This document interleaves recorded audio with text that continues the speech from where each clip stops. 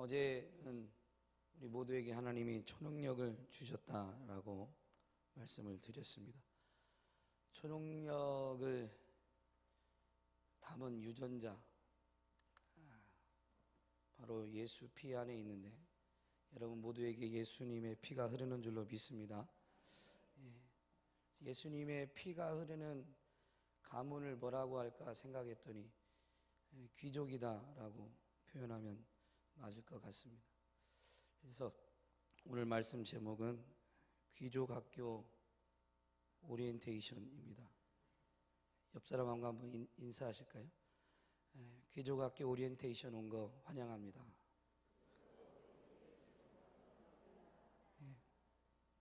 오리엔테이션이라는 말이 새로운 환경에 놓인 사람들의 적응을 위한 안내 교육이다. 우리가 이전에는 어땠는지 모르지만 예수 그리스도를 구주로 영접하고 예수 그리스도의 피를 가짐으로 인해서 우리는 새로운 시작, 새로운 삶을 살게 됐죠. 그래서 우리에게는 그 삶을 위한 안내 교육이 필요합니다. 물론 여기에는 안내 교육이 필요 없으신 분들이 더 많으시겠지만, 그래도 말씀의 중요성, 말씀 읽기와 묵상의 어떤 중요성을 되짚어보는 이 한 주간에 한 번 더 그 삶을 위한 안내 교육을 받아보시면 옛날 기억이 새록새록 살아나서 다시 한번 신앙의 열정을 회복하게 될 줄로 믿습니다. 성경을 읽는 목적이 하나님을, 예수님을 아는 것이다라고 말씀드렸습니다.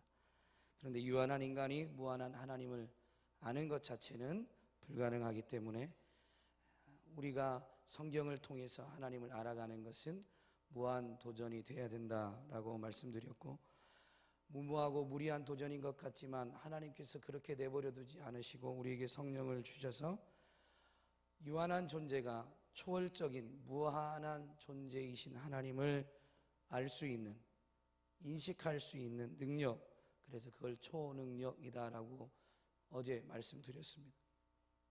오늘 본문에 보면 바울이 2차 선교 여행 때 데살로니가에서 복음을 전했지만 사람들의 반응이, 복음을 받아들인 이들도 있지만 오히려 바울과 그의 일당을 잡아들이려고 했습니다. 그래서 먼저 복음을 받아들였던 야손과 그 형제들이 이제 바울을 뒤로 빼내고 베레아에 보내게 됩니다. 오늘 본문에 보니까, 읽으신 말씀에 보니까 베레아에 있는 사람들은 데살로니가에 있는 사람들보다 더 너그러워라고 되어 있는데요, 이 단어를 표준세 번역에서는 이렇게 했습니다. 베레아의 유대 사람들은 데살로니가의 유대 사람들보다 더 뭐라고 되어 있어요? 고상한 사람들이어서, 이 고상한 또는 개역 개정에는 너그러워라고 번역된 말이 원어가 다른 데에 쓰여 있을 때는 어떻게 번역됐냐면요, 누가복음 19장 12절에 이 단어가 쓰여 있는데 표준세 번역으로 보면 이렇게 되어 있습니다. 귀족 출신의 어떤 사람. 그러니까 고상하다라는 게 영어로 보면 noble로 되어 있는데 그 단어가 바로 귀족의 그런 의미잖아요. 그러니까 귀족 출신의, 이렇게 번역되었습니다. 여러분, 하나님의 사랑을 잊고, 그래서 하나님의 사랑을 더 알아가고자 말씀을 사모하는 마음이 있다면 여러분은 이미 귀족 출신입니다. 그래서 귀족 출신입니다. 예수 피가 있어서 하나님의 사랑을 더 사모하고 하나님을 더 알아가고자 하는 그 소원을 이미 하나님이 심겨주셨다면 그것 자체로 우리는 귀족 출신이 된 것입니다.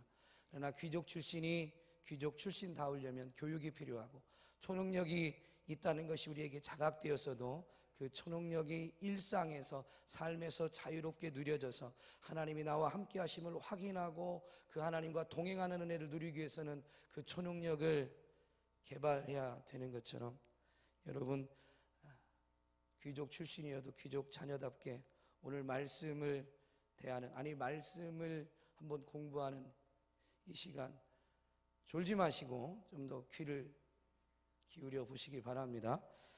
말씀을 대하는 자세가 어떠 있는지 그 베레아 사람들 자세를 이렇게 가르쳐 줍니다. 간절한 마음으로 말씀을 받았다라고 우리에게 가르쳐 줍니다.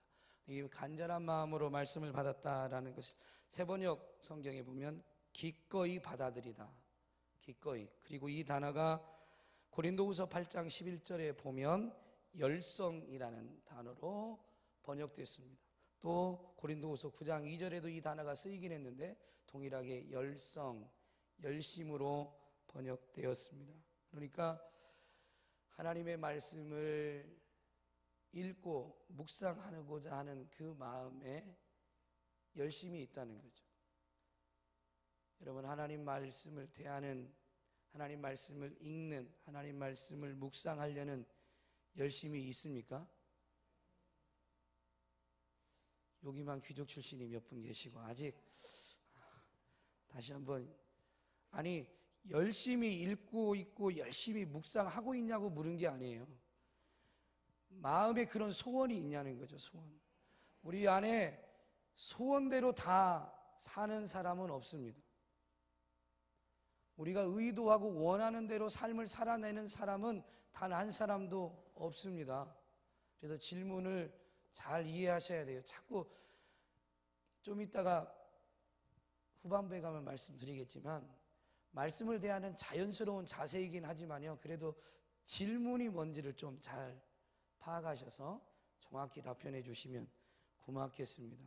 여러분 안에, 여러분에게 하나님의 말씀을 사모하는, 말씀을 읽어야 되겠다는 소원이 가득하십니까?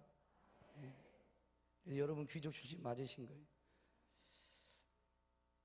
두 번째 단어를 보면 날마다 성경을 상고함으로 라고 한 이 상고하다는 단어는 영어로는 여러 개가 있지만 세 개만 추려봤는데 question,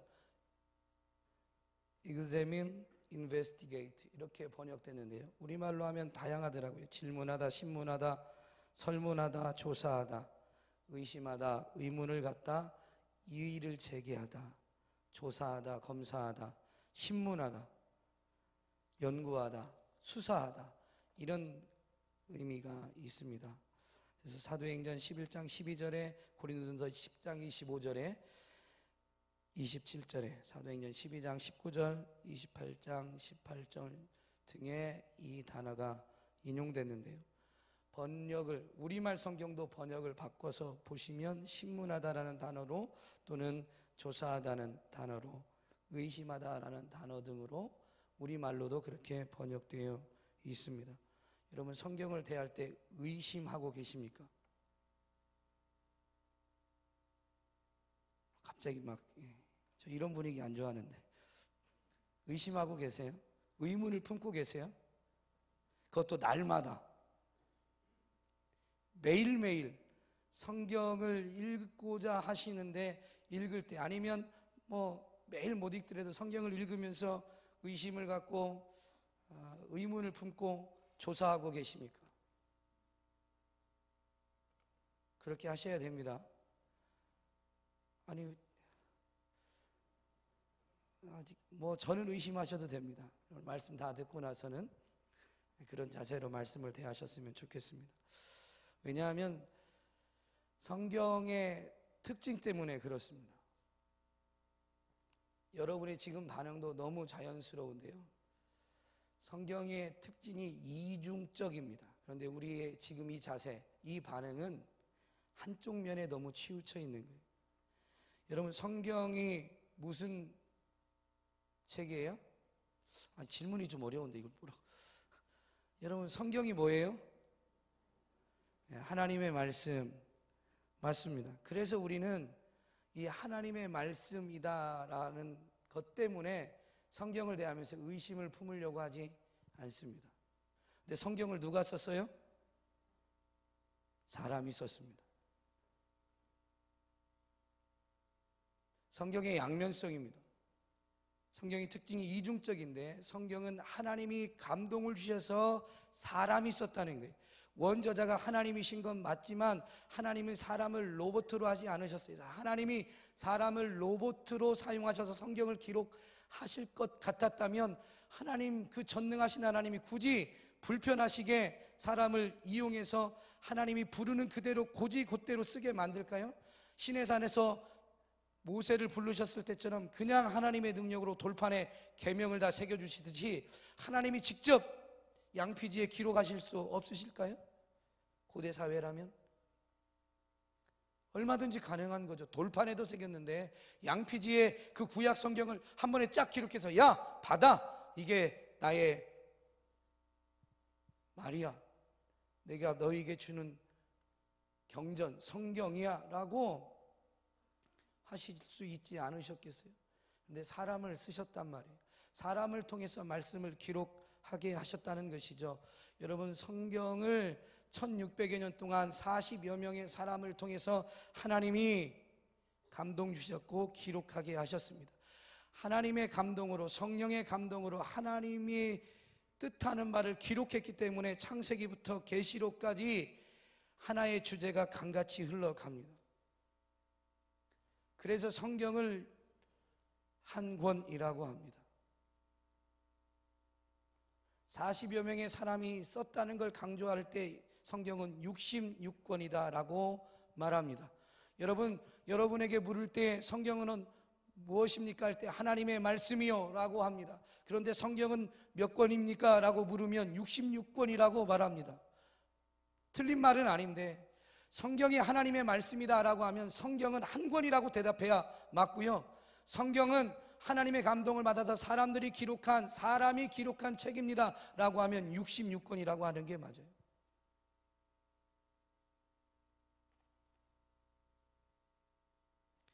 성경은 사람이 썼기 때문에 우리는 종종 그 사람이 왜 그랬을까? 그 사람은 도대체 하나님 앞에 어떤 감동을 받았기에 이렇게 썼을까라는 생각, 그 사람, 원저자가 받은 감동은 도대체 뭘까라는 것 때문에 우리는 의문을 제기하고 그리고 조사해야 되는 거예요. 연구해야 되는 거예요. 지금 이 말씀이, 기록된 말씀이 우리에게 주어졌지만 이 기록된 말씀이 기록될 때의 감동은 아직 우리가 받은 게 아니잖아요. 그래서 의문을 품고 성경을 대하셔야 됩니다. 제가 좀 순서가 바뀌어가지고 어쨌든 성경을 읽을 때 성경은 한 권이다라는 것을 잊으시면 안 됩니다. 성경에 의문을 품어도, 사람이 기록한 책이기에 의문을 품고 의구심을 갖고 조사하고 연구하고 해야 되지만 잊지 않아야 될 건 성경은 한 권이다라는 것입니다. 오늘 사도행전을 읽어도 창세기부터 계시록까지 하나님이 의도한 바를 벗어나는 것으로 오늘 읽은 본문을 해석한다면 우리는 성경을 잘못 이해하는 거죠.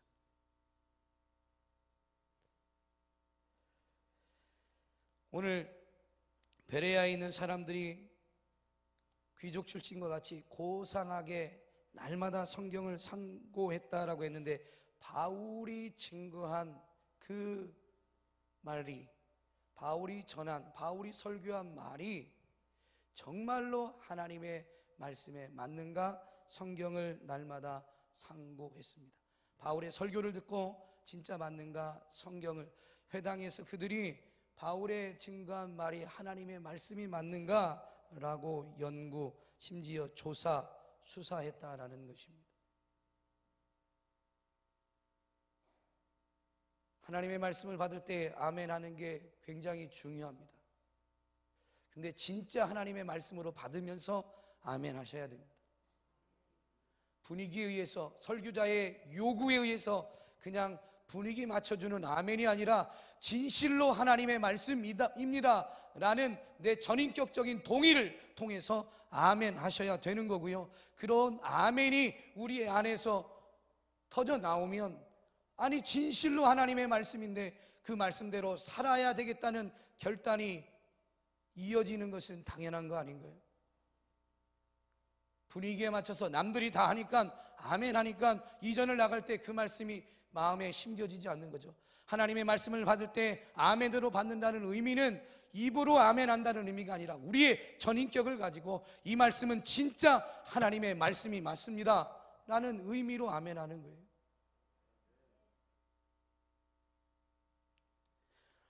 구약과 신약을 생각할 때 우리가 가끔 오해하는 것들이 있습니다. 물론 목회자들이나 신학자들이 오해를 불러일으키게끔 자기가 배운 어떤 관점에서 강조를 하다 보니까 오해가 일어나는 부분이 있겠죠. 잘못 가르쳤다는 게 아닙니다. 강조점이 지나치게 한쪽으로 치우치다 보니까 그 순간에 그걸 들으면서 우리가 오해할 수 있는 부분들이 많이 있죠. 그것 중에 하나가 구약은 율법이고 신약은 복음이면서 율법이 끝나고 복음이 주어졌기 때문에 율법은 끝났다라고 생각하는 경우입니다. 그러나 다시 말씀드리지만 성경은 몇 권이더라고요? 한 권. 요한복음 5장 39절에 보니까 너희가 성경에서 첫날 본문인데 너희가 성경에서 영생을 얻는 줄 생각하고 이 성경을 연구하거니와 이 성경이 곧 내게 대하여 증언하는 거다. 그러니까 성경, 즉 구약 성경, 신약 성경 누구를 증언한다고요? 동일하게 예수 그리스도를 증언하는 것입니다. 구약도 예수를 증언하고 신약도 예수를 증언하고 있습니다. 구약은 율법만 말하는 게 아닙니다. 율법으로 대표될 수는 있지만 구약에서도 예수 그리스도를 말하고 신약에서도 예수 그리스도를 말합니다. 이 말은 무슨 말이냐면 구약에서 여러분 구원은 뭘로 받아요? 구약에서 구원은 뭘로 받아요? 그럼 여러분 신약에서 여러분 말하는 구원은 뭘로 받아요? 여러분 구원 뭘로 받으셨어요? 예? 예수 그리스도를 믿는 믿음으로 구원을 받는 거예요. 근데 그 믿음조차도 하나님의 은혜입니다. 선물입니다. 에베소 2장 8절에 보니까 너희가 그 은혜를 인하여 믿음으로 말미암아 구원을 받았으니 이것이 너희에게서 난 것이 아니요 하나님의 선물이니라. 신약에서 분명히 우리는 믿음으로 구원받습니다. 이신 증이. 그러면 여러분 구약에서는 뭘로 구원받아요? 신구약 성경은 몇 권? 한 권. 자, 신약에서는 뭘로 구원받았다? 믿음으로. 구약은 뭘로 구원받을까요? 믿음으로 구원받는다고 우리에게 가르쳐 줍니다. 로마서 4장에 가면 구약의 가장 대표적인 인물 아브라함과 다윗의 이야기가 나옵니다. 아브라함이 로마서 4장에서 아브라함이 뭘로 구원받았다고 우리에게 명확히 가르쳐 주나요? 믿음으로. 아브라함이 뭘로 구원받았다고요? 믿음으로. 거기에 보면 다윗의 고백도 있습니다. 다윗이 로마서 4장 6절에서 8절까지 이렇게 고백합니다. 일한 것이 없이 하나님께 의로 여기심을 받는 사람의 복에 대하여 다윗이 말한 바, 다윗이 말했습니다. 다윗이 고백한 거예요. 구약 인물 다윗이. 불법이 사함을 받고 죄가 가리어짐을 받는 사람들은 복이 있다. 불법, 죄가 사함받고 가리워졌다라고 되어 있습니다. 용서받은 거죠. 구원받은 겁니다. 주께서 그 죄를 인정하지 아니하실 사람은 복이 있도다. 다윗이 율법을 지켜서 죄 사함 받았어요? 주께서 그렇게 해주셨다는 거예요. 주께서. 다윗은 제사의 행위로 죄 사함 받는 게 아니고 믿음으로 하나님의 은혜를 받는, 즉 죄 사함 받고 구원을 받는다라는 고백을 한 겁니다. 이것이 조금 더 정확히 나온 곳이 어디냐면 시편 51편 16절 17절입니다. 제가 늦게 말씀이 떠올라가지고 자막이 안 나와요. 읽어드리겠습니다. 주께서는 제사를 기뻐하지 아니하시나니 그렇지 아니하면 내가 드렸을 것이라. 주는 번제를 기뻐하지 아니하시나이다. 하나님께서 구하시는 제사는 상한 심령이라. 하나님이여 상하고 통회하는 마음을 주께서 멸시하지 아니하시리라. 하나님 앞에 상한 마음을 가지고 나오면 하나님이 용서해 주신다는 거예요. 제사를 드렸기 때문에 용서받는 게 아니에요. 제사를 드리면서 내 마음을 찢고 나의 상한 마음을 그렇게 제물을 통해서 드리는 것이지, 제사로 인해서 우리가 죄사함 받는 게 아니에요. 여러분, 제사 자체가 우리에게 죄사함을 주는 게 아니라는 거죠. 이것을 착각하는, 이것을 오해하는 자들이 하나님의 진노를 삽니다. 선지자들이 그렇게 이스라엘 백성들을 돌이키게 할 때 외친 게 뭐예요? 너희의 그렇게 무수히 많은 번제, 희생 제물 하나님이 원치 않는다는 거예요. 너희는 제사 드리고서 자기의 의의를 주장하지만 하나님은 그걸 원치 않는 거예요. 어떤 우리의 행위가 우리의 의의를 드러내는 게 아니에요. 우리가 돈을, 예를 들면 헌금을 많이 했기 때문에 하나님 앞에 사랑받는 게 아니에요. 우리가 기도를 많이 했기 때문에 하나님의 사랑을 받는 게 아니에요. 하나님의 사랑을 받았기 때문에 내 물질을 아낌없이 드리는 거고, 하나님의 사랑을 받았기 때문에 기도의 자리에 나와서 그 사랑을 더 갈급해하고 갈망해하는 것이지, 기도를 많이 했기 때문에 하나님의 사랑을 받고 은혜를 받고 복을 받는 게 아니라는 거죠. 이걸 구약에서도 알고 누린 이들이 있습니다.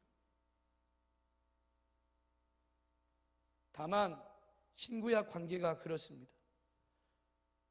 예수님이 마태복음 5장 17절에서 그렇게 말씀하시죠. 내가 율법이나 선지자를, 즉 구약에 있는 모든 하나님의 말씀, 성경을 폐하러 온 줄로 생각하지 말라. 폐하러 온 것이 아니요 완전하게 하려 함이라. 이 개역개정에 완전하게 하려 함이다라는 말이 마치 구약은 불완전하다라는 그 뉘앙스를 줍니다. 그런데 세번역에선 이 단어를 완전하게 하려 함이라고 하지 않고 완성하러 왔다라고 바꿨습니다.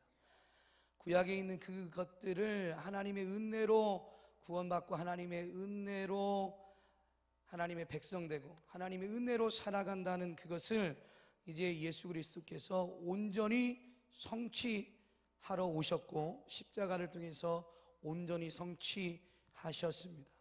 그래서 그리스도의 대속을 단번에 영원한 속죄를 이루었다라고 우리에게 가르쳐 주죠. 완성된 겁니다. 그래서 신약을 보면 하나님의 구원이 뭔지, 하나님의 사랑이 뭔지 명확하게 나옵니다. 예수 그리스도의 십자가를 통해서 우리는 하나님의 사랑을 분명하게 깨닫습니다. 그러나 구약부터 하나님의 사랑이 흐르지 않는 게 아닙니다. 신약이 분명하고 명확하게 이걸 드러낸 거예요. 성취되다 보니까. 그러나 신약이 분명하고 명확하다고 해서 우리가 그 의미를 다 알지 못하잖아요. 그래서 신약을 읽고 구약을 또 읽으면 그 의미가 훨씬 풍성해집니다. 왜냐하면 오실 예수 그리스도, 우리에게 예수 그리스도가 왜 필요한가를 구약의 역사를 통해서 보여주시고 하나님의 사랑이, 하나님의 은혜가 예수 그리스도 통해서 완성될 그 구원을 준비하셨거든요. 언제부터? 대초부터. 우리는 예수 그리스도를 통해서 구원받았는데 그 하나님의 사랑을 노래할 땐 그러잖아요. 대초부터 시작된 하나님의 사랑은. 그냥 노래로 하신 거예요? 아니요. 예수 그리스도를 통해서 구원을 받았지만 예수 그리스도를 노래하고 있는 구약 성경을 보니까 근본적으로 죄악 덩어리인 나를 향한 하나님의 구원 계획은 태초에 세워졌더라 이거죠. 그래서 십자가를 통해서 분명히 깨닫는 하나님의 그 사랑이지만, 그러나 구약을 통해서 우리는 더 그것을 깊이 풍성하게 누리게 되어 있습니다. 이게 신구약의 관계입니다. 성경을 그래서 편식하는 것이 아니라 성경은 한 권이기에 날마다 성경을 사모하며 가까이하고 그 말씀을 주야로 읽고 묵상하셔서 풍성한 하나님의 사랑, 또렷하고 선명한 하나님의 사랑을 온전히 누리시게 되기를 주님의 이름으로 축복합니다. 그래서 히브리서 12장 2절을 믿음의 주요 또 온전하게 하시는 이인이라고 이렇게 기록하는, 예수를 설명하고 있는 이 구절에 보면 세번역은 이렇게 말합니다. 믿음의 창시자, 시작이요 완성자이신 예수를 바라봅시다. 예수님이 믿음의 뭐라고요? 시작이고 완성자입니다. 예수님은 언제부터 존재하셨어요? 인간의 몸을 입고 이 땅에 오신 건 신약 시대이지만 요한복음 1장 1절에 보니까 태초에 말씀이 계시니라. 이 말씀이 하나님과 함께 계셨으니 이 말씀은 곧 하나님이시니라. 말씀이 육신이 되어 우리 가운데 거하심에 우리가 갑자기 네가 아버지의 독생자의 영광을 보니 은혜와 진리가 충만하더란가요? 갑자기 어쨌든 말씀이 육신이 되어 우리 가운데 오셨다라고 합니다. 태초부터 말씀이신 그분 예수 그리스도께서는 존재하고 계셨습니다.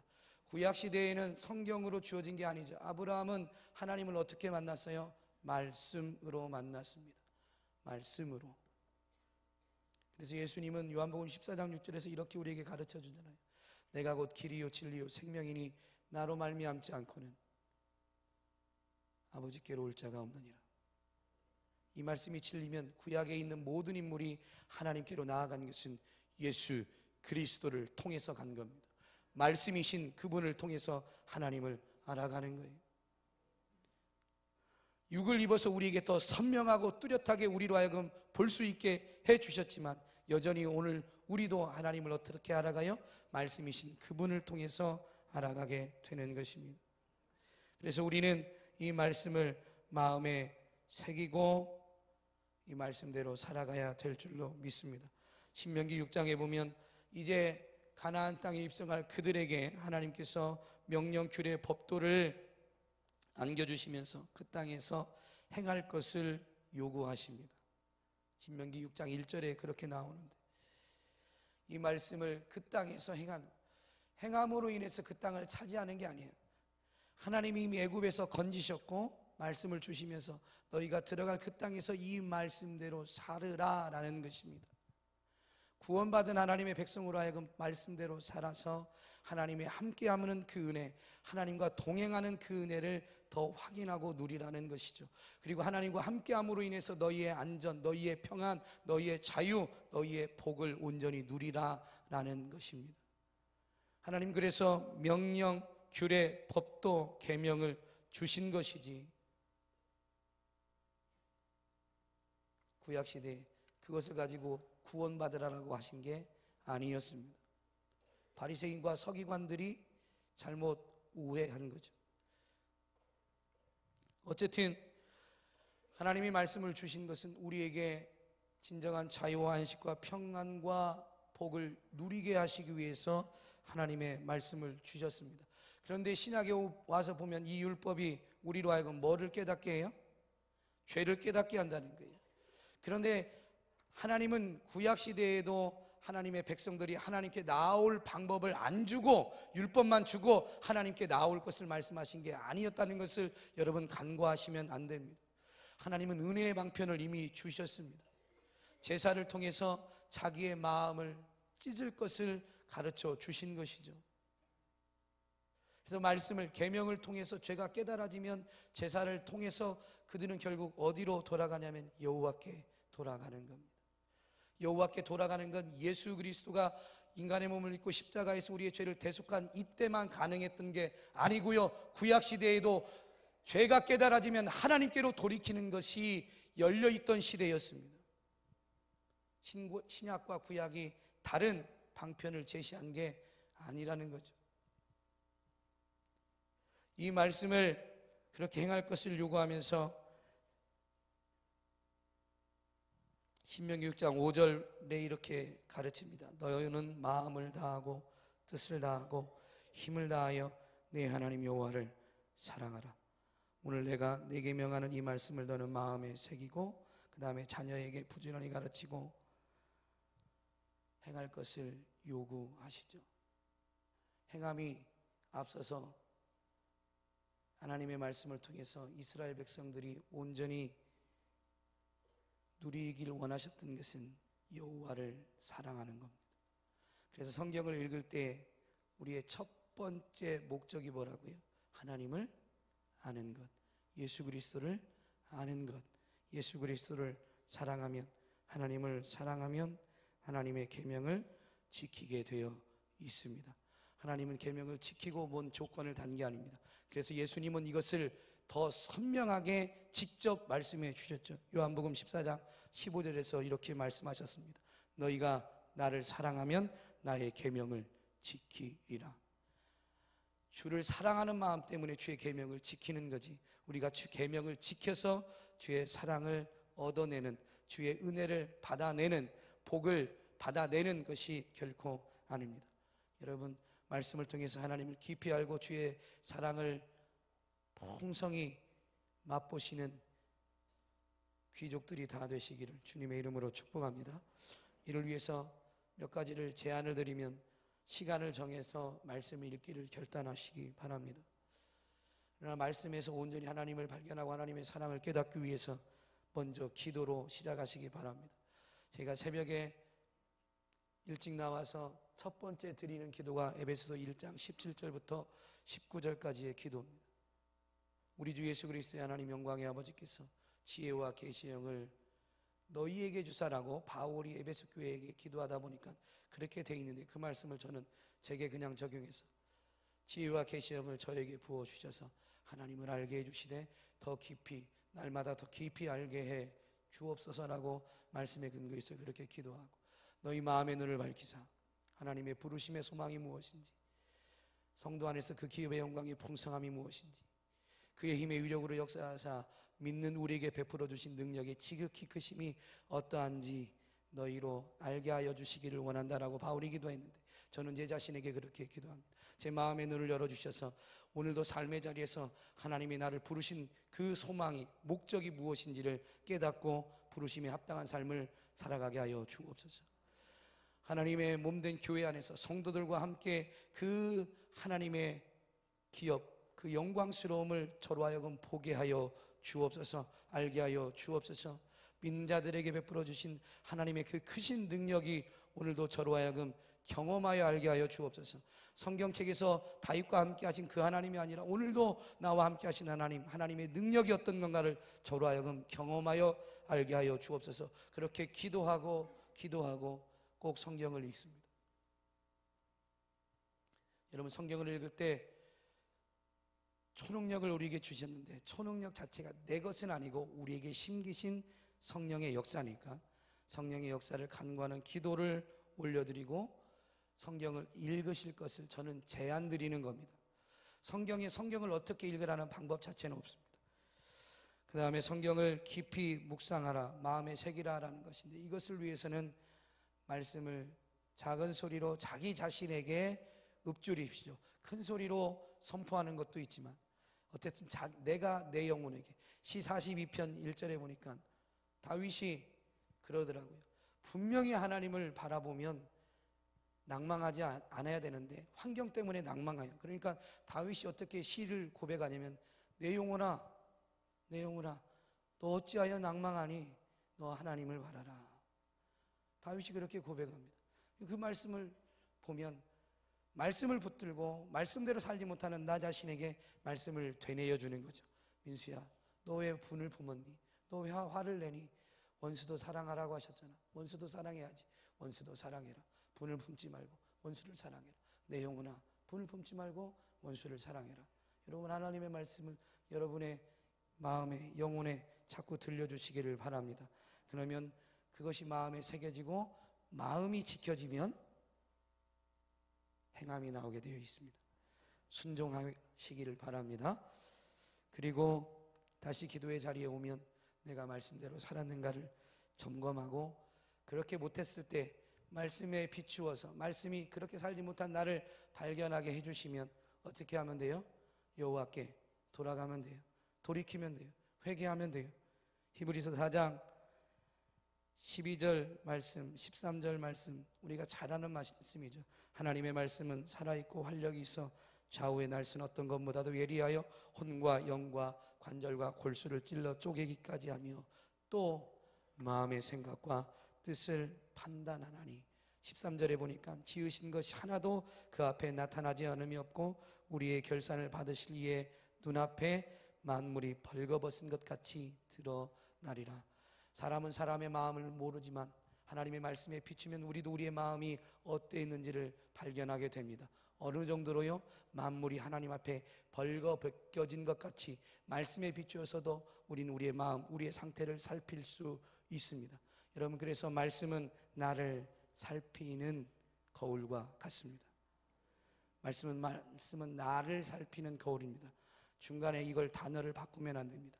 말씀이 너를 살피는 기준이나 잣대가 되면 안 됩니다. 말씀을 안다는 지식은 남을 판단하는 경우가 있지만 살아있는 하나님의 말씀은 남을 판단하지 않고 나를 비추게 되어 있습니다. 답지 못하게 사는 것이 발견되면 나의 욕심, 이기심, 탐욕 등이 말씀에 비추어 보다 보니까 드러나게 되면 우리는 기도의 자리에 가서 엎드리는 거죠. 그리고 말씀에 비추어서 하나님의 선하시고 기뻐하시고 온전하신 뜻이 깨달아지면 그렇게 살기 위해 기도하는 것이죠. 그래서 말씀은 나를 살피고 기도의 자리에서 우리는 말씀을 살아나게 되어 있습니다. 말씀은 나를 살피게 하고 기도는 나를 변화시킵니다. 그래서 말씀과 기도로 거룩하여진다라고 디모데서에서 우리에게 가르쳐주죠. 우리 에베소서 4장 13절 같이 읽고 마치겠습니다. 시작. 우리가 다 하나님의 아들을 믿는 것과 아는 일에 하나가 되어 온전한 사람을 이루어 그리스도의 장성한 분량이 충만한 데까지 이르리니. 아멘. 여러분, 하나님의 말씀을 통해서 나를 비추고 그리고 그 말씀을 내 마음에 새기면서 말씀을 살아내는 그것은 믿음입니다. 그래서 하나님을 아는 것과 믿는 것이 하나가 될 때 우리는 점점 온전해 가는데 어디까지 온전해져 가냐면 그리스도의 장성한 분량에 이를 때까지 온전해져 가는, 자라가는 은혜가 누려질 줄로 믿습니다. 저와 여러분이 그렇게 예수 그리스도를 닮아가고 예수 그리스도의 장성한 분량에 이르는 삶을 살아내는 진짜 귀족다운 귀족으로 바로 서는 모두가 되시기를 주님의 이름으로 축복합니다. 처음에는 말씀을 읽겠다고 결단하고 말씀을 읽고 말씀을 묵상하기로 결단해서 말씀을 묵상하는, 우리가 말씀을 붙잡은 것 같고 우리가 말씀을 의지하는 것, 말씀을 택한 것 같지만 말씀을 읽기와 묵상함을 지속하다 보면, 무한히 도전하다 보면 언제부턴가 말씀이 우리를 붙들고 있음을, 말씀이 우리를 지키고 있음을, 말씀이 우리를 인도하고 있음을 깨달을 뿐만 아니라 누리고 있는 것을 보게 될 줄로 믿습니다. 기도하겠습니다. 좋으신 하나님 감사합니다. 하나님의 말씀이 여러 사람들을 통해서 기록해서 우리에게 안겨주셨기에 하나님의 감동을 받은 그들을, 그 감동이 어떠했는지 우리는 사모하는 마음으로, 그래서 조사하고 연구하는 마음으로 우리도 그 하나님의 감동을 통해서 하나님을 알아가고자 하는 몸부림이 있어야 된다는 것을 되새기게 해주시니 감사합니다. 주의 말씀을 열심으로 읽고 묵상하되 그 말씀에 담겨진 그 하나님의 선하심과 인자심, 하나님이 어떤 분이신지를 알기 위해서 연구하고 노력하는 우리들이 되게 하여 주옵소서. 또한 말씀을 연구할 때, 말씀을 즐겨 읽을 때, 묵상할 때에 그 말씀 안에 담겨있는 그 하나님의 마음, 그 하나님의 감동하심을 깨달을 수 있도록 성령 하나님 우리를 도와 주옵소서. 그로 인해서 우리가 아는 것과 믿는 것이 하나가 되어서 예수 그리스도를 더욱 닮아가는, 주님을 더욱 따라가는, 주님께 더 가까이 나아가는 우리 모두가 되기에 부족함 없도록 은혜 베풀어 주옵소서. 예수님의 이름으로 기도합니다. 아멘.